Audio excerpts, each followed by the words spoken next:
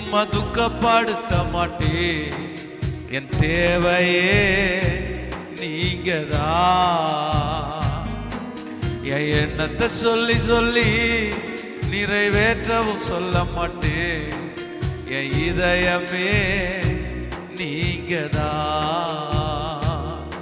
என் தேவனே, என் ஜீவனே, என் நண்பரே, என் சொந்தமே, என் தேவனே, என் ஜீவனே, என் நண்பரே, என் சொந்தமே.